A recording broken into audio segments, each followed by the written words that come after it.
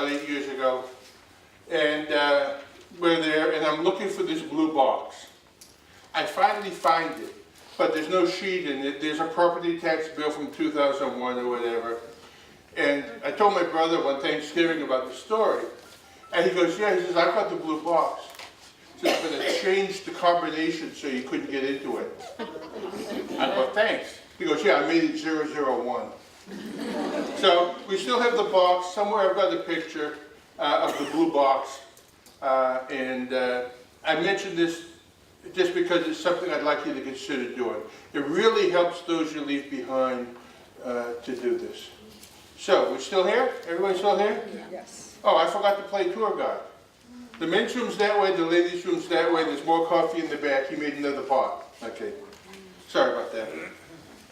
So, let's talk about the good stuff. First off, for those who are Medicare, we've got a picture of your drug plan for 2018. And that's this chart right here. Okay, we update this every year. The part in the middle is the donut hole, or the coverage gap. As originally designed back 13 years ago, this was 100% paid. With the city plan, there's always been a little bit there. It really wasn't a donut hole, it was more like a bialy. Because the plan always paid something in the coverage gap. This year, you're paying 35% of a brand name drug when you get in there. You're paying 44% of a generic.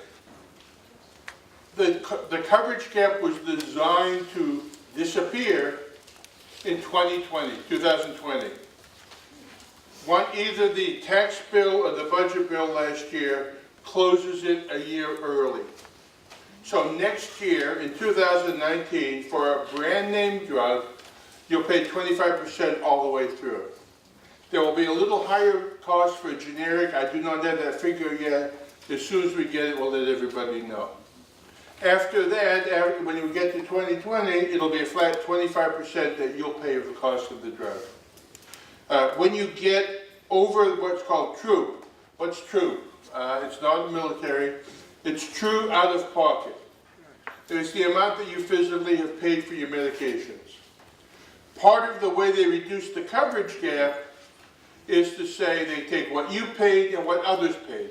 Manufacturer discounts with healthcare reform are what others paid. We look at what you paid. When you've paid $5,000, then we start reimbursing you for the next $5,000, 100%, no deductible, no copay. So what the bad news is, you've spent $5,000 out of your pocket for medications. The good news is the next $100,000 worth of free. So, keg half full. So the 0 to 37.50 Right.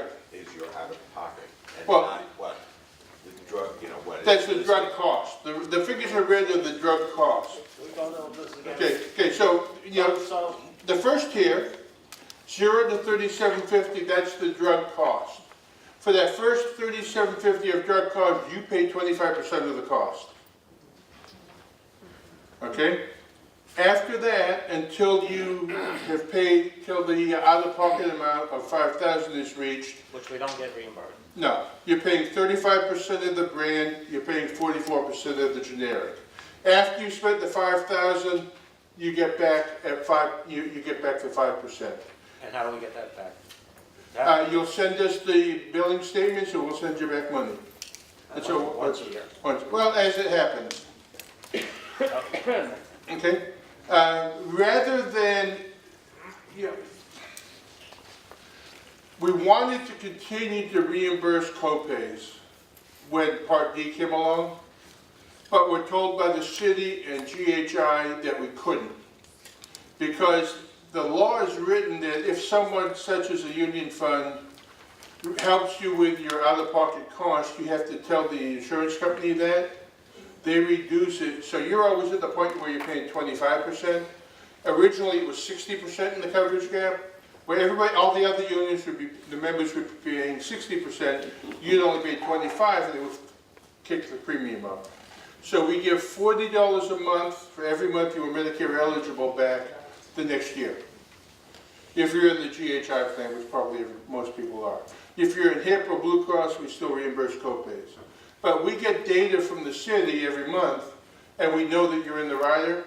So at the end of the year, we go through and say, okay, you were in 8 months. 8 times 40 is 320.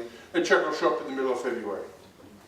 And that's technically to help. That's automatic. That's automatic. That's technically to help reimburse the rider cost. UFT does something similar. They said like $760 or $780, but when you see the other benefits we do, compared to what theirs are, you still have a better deal. Okay.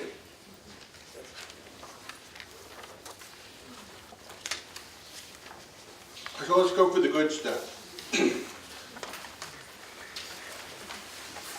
We've got a sheet, it's two-sided, with 2 columns, an orange and a green. I change the colors every year, so hopefully I remember which one's the current year. This is the current year, because it says I updated it in November. The orange column are retiree welfare fund benefits. These are benefits you get because you retired as a supervisor for you and your eligible dependents. The green column is what you get if you're a member of the retiree chapter on top of retiree welfare fund benefits. If you're a member of the chapter and you're eligible for a chapter medical benefit, you have to do absolutely nothing. The check will just show up automatically.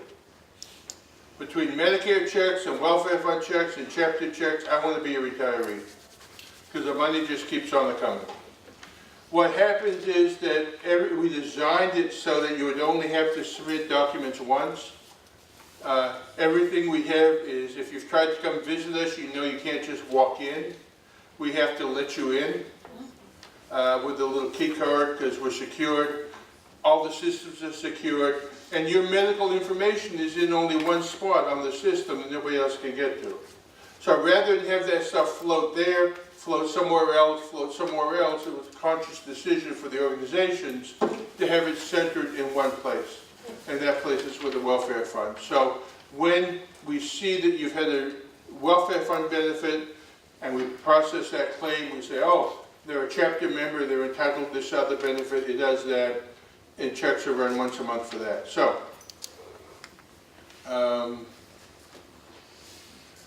take a look at these.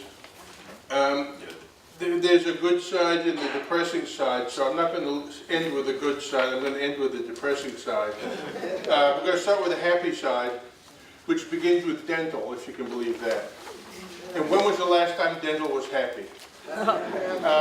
You have a choice of 4 dental plans. By default, we enroll people in the SIDS dental plan. You have a choice here in New York of a HealthPlex plan. If you relocate to some exotic location, like California, Arizona, Texas, Florida, Virginia, or New Jersey, you can be in a Delta Dental HMO, works similar to HealthPlex. You have to pick a dentist, always go to their dentist. If you're traveling and need dental care, they just take care of the pain, they don't solve the problem. You got to wait to come back. And there's a discount HealthPlex network in Florida. The SIDS plan, if you go to a true participating dentist, there is generally no copay, no deductible, and limited support for implants, which nobody else in the city really has. The SIDS plan is being improved in January in terms of access. Okay, we've got an awful lot of, SIDS is based for New York City employees and retirees, so they've concentrated their services in Greater New York and Florida, because that's where people are. HealthPlex is New York and Florida. We have people, as Mark will say, in 51 states. We've got 2 people in Iowa. We've got 2 or 3 up in Maine. And we don't have any SIDS dentists there. We don't have any HealthPlex dentists there. We've made arrangements with SIDS. SIDS is put together with other dental companies like a three-tiered network, where there's the true SIDS participating dentist, where you have no cost.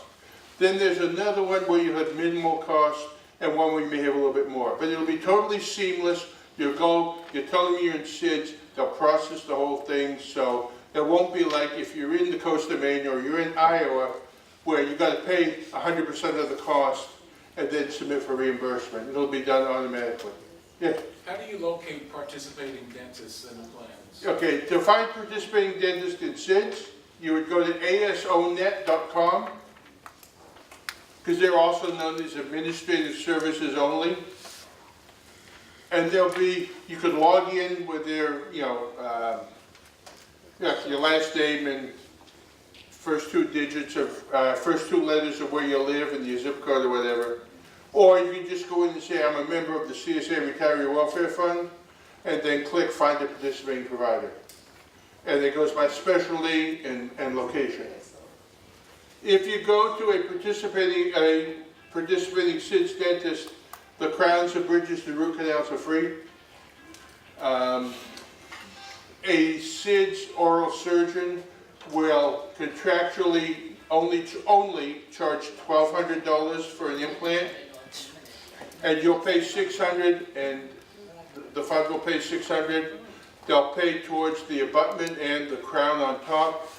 We pay $3,000 over a 36-month period for implants.